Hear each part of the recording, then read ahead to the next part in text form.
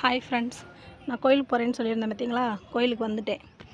திருப்பூரில் உடுமலை கிட்ட தான் இந்த கோயில் இருக்குது. திருப்பூர்ன்றேன் பாருங்க, உடுமலை கிட்ட அந்த கோயில் இருக்குது. இந்த கோயில் எந்த கோயில்னு நீங்கள் கண்டுபிடிங்க, நான் காட்டுறேன். மலை மேலே இந்த கோயில் இருக்குதுங்க, முருகன் கோயில். இது எந்த இடத்துல இருக்குன்னு நீங்கள் கண்டுபிடிங்க. முன்னெல்லாம் நான் வந்திருக்கேங்க ஏற்கனவே ஒரு தடவை. அப்போ இங்கே ஒரு தெப்பம் இருக்கும் பாருங்கள்.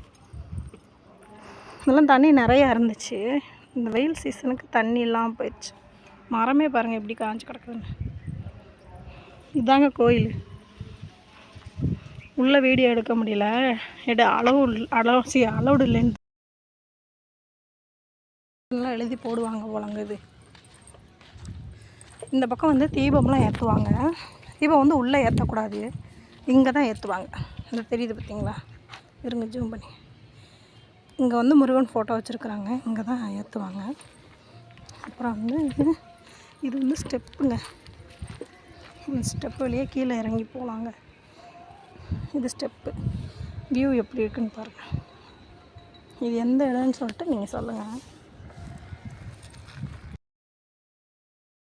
இப்போ தெரியுதாங்க இந்த கோயில் எந்த ஊரில் இருக்குதுன்னு சொல்லுங்கள். முருகன் கோயில். இதோட நான் செகண்ட் டைம் வந்துட்டேங்க அந்த கோயிலுக்கு. எப்படி இருக்குன்னு பாருங்கள். நான் முருகன் கோயிலுக்கே போகிற ஆளே கிடையாதுங்க. ஆனால் இப்போ என்னமோ கொஞ்ச நாளாக முருகன் கோயிலுக்கு தாங்க, கிட்டத்தட்ட வருஷத்துல ஒரு 10-15 தடவை முருகன் கோயிலும் ஏறி இறங்கிட்டு வந்துட்டேங்க.